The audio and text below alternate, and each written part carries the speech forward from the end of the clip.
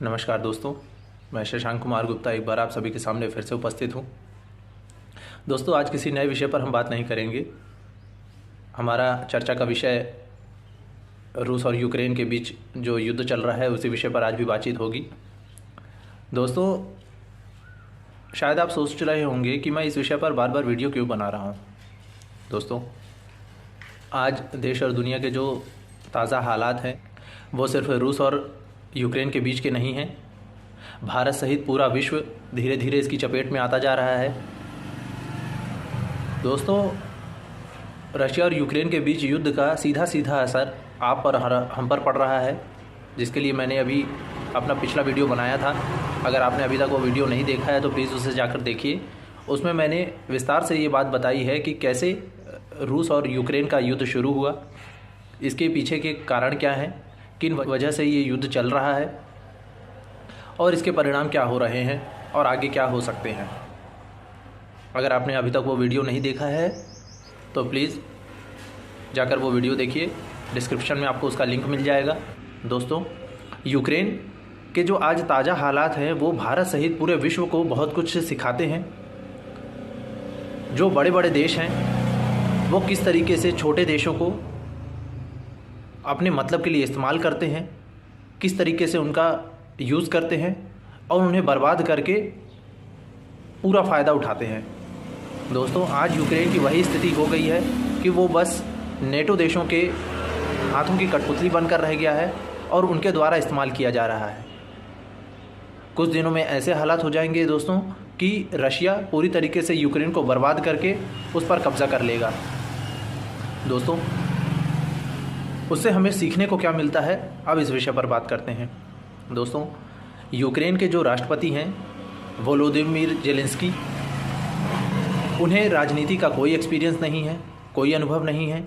वो राजनीति में एकदम नए नए हैं। राष्ट्रपति बनने से पहले वो एक अभिनेता रह चुके हैं, एक कॉमेडियन रह चुके हैं और इसी कॉमेडी ने उन्हें यूक्रेन का राष्ट्रपति बना दिया। दोस्तों, उनके विषय में भी हम कभी विस्तार से चर्चा करेंगे, मगर आज हम सिर्फ इसी विषय में चर्चा करेंगे कि उनसे हमें क्या सीखने को मिल रहा है। दोस्तों, भले ही राष्ट्रपति वोलोदिमीर जेलेंस्की राजनीति में नए हों, मगर अपने देश के लिए, अपनी मातृभूमि के लिए उनके मन में इतनी भक्ति है कि देश की सेनाओं के साथ में मिलकर वो अपनी मातृभूमि की रक्षा करने के लिए सीधे ज़मीनी तौर पर लड़ाई लड़ रहे हैं। एक दो दिनों पहले ऐसी खबरें आई थी दोस्तों कि वोलोदिमीर जेलेंस्की देश छोड़कर भाग गए हैं। दोस्तों, उन्होंने एक वीडियो बनाकर इस बात को पुख्ता किया है कि वो यूक्रेन में ही हैं, मगर सुरक्षा कारणों की वजह से वो लोगों के सामने नहीं आ रहे हैं। दोस्तों, हम सभी ने कुछ सालों से भारत के प्रधानमंत्री नरेंद्र मोदी जी को देखा है कि किस तरीके से वो त्योहारों के वक्त, दिवाली हो, होली हो, ऐसे मौक़ों पर वो देश के सेनाओं के साथ में अपना त्यौहार मनाते हैं। जहां लोग परिवार के साथ में त्यौहार मनाना पसंद करते हैं, वहीं देश के प्रधानमंत्री श्री नरेंद्र मोदी जी सेना की टुकड़ियों के साथ में, फौजियों के साथ में अपने त्यौहार को मनाना पसंद करते हैं। इससे पहले कभी किसी प्रधानमंत्री ने फौजियों के बीच जाकर उनका हालचाल पूछने की कोशिश नहीं की, कभी उनके साथ में त्यौहार मनाने की कोशिश नहीं की, कभी उनके साथ में वक्त बिताने की कोशिश नहीं की। हमारे देखा देखी में आज तक तो ऐसा नहीं हुआ है। दोस्तों, भारत सहित पूरे विश्व को यूक्रेन की आम जनता से एक बात की सीख और लेनी चाहिए। जहां लोग छोटी छोटी बातों से घबराकर देश छोड़कर भाग जाते हैं, वहीं एक और यूक्रेन की आम जनता देश के राष्ट्रपति का भरपूर समर्थन कर रही है। देश में जब युद्ध के हालात हैं, देश के आधे से ज़्यादा शहर तबाह और बर्बाद हो चुके हैं, वहीं देश की जनता डर कर भागना तो दूर, उल्टा सेना के साथ मिलकर कंधे से कंधा मिलाकर देश के दुश्मन के साथ लड़ाई करने के लिए आगे आ रहे हैं, देश का समर्थन कर रहे हैं। दोस्तों, अगर यही हालात भारत में होते तो पहले भारत के ही कुछ ऐसे लोग हैं जो देश को छोड़कर जा चुके होते या जाने की कोशिश कर रहे होते, अपने घर में दुबके पड़े हुए होते, देश की सेना को पीछे हटने के लिए भारत के प्रधानमंत्री पर जोर बनाते। क्योंकि दोस्तों, भारत के कुछ लोगों का सोचना ऐसा है, उनका मानना ऐसा है कि देश पर कुर्बान होने का काम सिर्फ और सिर्फ सेना और सुरक्षा तंत्र के लोगों का ही है।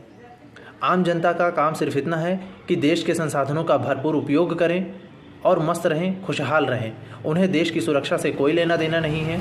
ऐसी बुरी स्थिति में देश और प्रधानमंत्री का साथ देना तो दूर, उल्टा देश के प्रधानमंत्री को कोस रहे होते और उन्हें झुकने के लिए मजबूर करते। अब हमें पूरे यूक्रेन से क्या सीखने को मिलता है?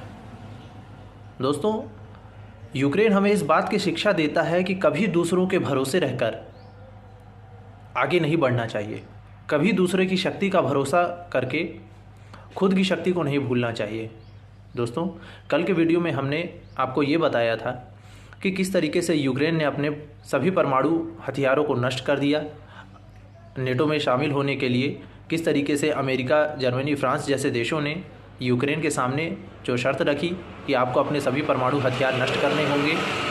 इसी बहकावे में आकर यूक्रेन ने अपने सभी परमाणु हथियार नष्ट कर दिए और आज अपनी सुरक्षा के लिए नेटो देशों पर आश्रित है। दोस्तों, कुछ सालों पहले भारत भी इसी चाल का शिकार हो चुका है। सन 1962 में चीन के साथ भारत का जो युद्ध हुआ था, वह युद्ध इसी वजह से हुआ था क्योंकि उस समय के तत्कालीन प्रधानमंत्री ने हिंदी चीनी भाई भाई बोलकर देश की सैन्य शक्ति को कम कर दिया।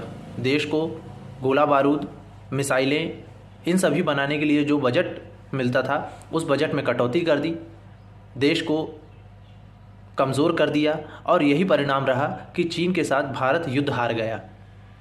दोस्तों, भारत को इससे बहुत बड़ी सीख मिलती है कि कभी किसी दूसरों के बहकावे में ना आएं, अपनी सुरक्षा स्वयं करें। आपके पास में जितनी सैन्य शक्ति है उसी शक्ति को और बढ़ाएं, कभी दूसरों के भरोसे ना रहें। दोस्तों, ये तो थी सीख लेने की बात। अब जो ताज़ा हालात हैं वो कुछ इस तरीके से हो गए हैं। भारत में अभी हालिया रिलीज़ एक फ़िल्म आई थी पुष्पा बोल करके। दोस्तों, उसमें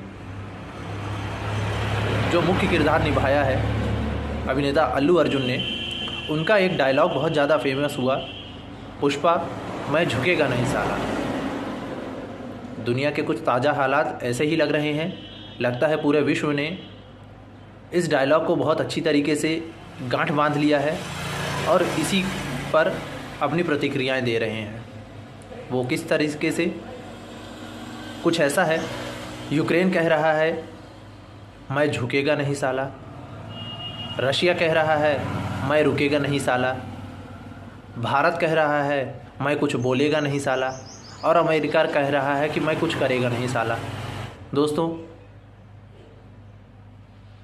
भारत ने इस विषय पर अपनी प्रतिक्रिया जाहिर तो की है, मगर फिर भी अभी साफ साफ कुछ कहा नहीं जा सकता। भारत ने रशिया को ये भरोसा जताया है कि वह उसके विरुद्ध नहीं जाएगा, मगर संयुक्त राष्ट्र की बैठक में जो बार बार मीटिंग्स हो रही हैं उसमें भारत के जो राजदूत हैं उन्होंने मानवीय आधार पर यूक्रेन का साथ देने की बात कही है। दोस्तों, आने वाले समय में युद्ध के क्या हालात होंगे ये अभी से कुछ कहना ठीक नहीं है। यूक्रेन नेटो देशों से खफा चल रहा है। उसने नेटो संघ के सदस्यों पर आरोप लगाया है कि वो उसकी किसी भी प्रकार से मदद नहीं कर रहे हैं। उन्होंने जो मदद का भरोसा जताया था वो उस बात पर अमल नहीं कर रहे हैं और चुपचाप बैठकर तमाशा देख रहे हैं। दोस्तों, कहीं ना कहीं इसमें अमेरिका की कुछ चाल भी दिखाई देती है। इसमें चाल क्या है? दोस्तों, जिस तरीके से युद्ध के कारण पूरे भारत सहित पूरे विश्व में शेयर बाज़ार तेज़ी से गिर रहे हैं, मगर वहीं देखने में ये आया है कि अमेरिका, जर्मनी, फ्रांस सहित कई देशों की जो हथियार कंपनियां हैं, जो हथियार बनाने वाली कंपनियां हैं, उनके शेयर तेज़ी से बढ़े हैं। अमेरिका की हथियार बनाने वाली कंपनी के शेयर 17% बढ़ चुके हैं। फ्रांस की हथियार बनाने की कंपनी के जो शेयर हैं वो 15% बढ़ चुके हैं। इसी तरीके से और भी कई देश हैं जिनकी हथियार बनाने वाली कंपनियों के शेयर काफ़ी तेज़ी से बढ़े हैं। तो क्या कहीं ना कहीं ये साजिश है रशिया को भड़काकर यूक्रेन पर हमला करवाकर यूक्रेन को उसके हाथों बलि का बकरा बनवाकर वो अपने यहाँ की हथियार कंपनियों का मुनाफा बढ़वाना चाहते हैं। दोस्तों, अमेरिका जिस तरीके से पूरे विश्व में अपना वर्चस्व बनाकर रखना चाहता है, रशिया के राष्ट्रपति व्लादिमीर पुतिन उस वर्चस्व को ध्वस्त कर रहे हैं और यही अमेरिका से बर्दाश्त नहीं हो रहा है कि कोई उसका जो सर्वा बनने का जो नाम था वो कोई छीन ले रहा है। दोस्तों, देखने में तो यही आ रहा है कि अमेरिका सहित कोई भी यूरोपीय देश रशिया का मुकाबला नहीं करना चाहते, वो उससे लड़ाई नहीं लड़ना चाहते, क्योंकि इसका खामियाजा उन्हें खुद भी भुगतना पड़ेगा। इसी वजह से वो यूक्रेन का साथ नहीं दे रहे हैं। कल यूक्रेन के राष्ट्रपति ने यूक्रेन के एयर स्पेस को बंद करने के लिए कहा, लेकिन इस पर भी नेटो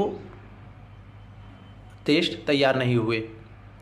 रशिया ने साफ तौर पर यह कह दिया है कि अगर यूक्रेन के एयर स्पेस को उसके लिए बंद किया गया तो वो देश जो भी इस फैसले पर समर्थन देंगे वो सीधे सीधे रूस के दुश्मन हो जाएंगे और इसका उन्हें खामियाजा भुगतना पड़ेगा। अब बताइए दोस्तों, इतनी हिम्मत किसी की नहीं है कि कोई रशिया के विरुद्ध जाकर यूक्रेन के एयर स्पेस को बंद कर सके। रशिया के लड़ाकू विमान जो यूक्रेन की आसमान पर गरज रहे हैं, मिसाइलें बरसा रहे हैं, उन्हें रोकने के लिए एयर स्पेस तक बंद नहीं करना चाहते हैं। इससे तो यही जाहिर होता है दोस्तों कि कोई भी यूरोपीय देश यूक्रेन की मदद नहीं करना चाहता। उसे पूरा बर्बाद होने तक ये सभी देश चुपचाप बैठे रहेंगे। भारत इसमें क्या रास्ता अपनाता है ये देखने लायक होगा दोस्तों। इसी विषय पर हमारी चर्चा आगे भी जारी रहेगी। आज के लिए इस वीडियो को यहीं समाप्त करते हैं। जय हिंद, वंदे मातरम।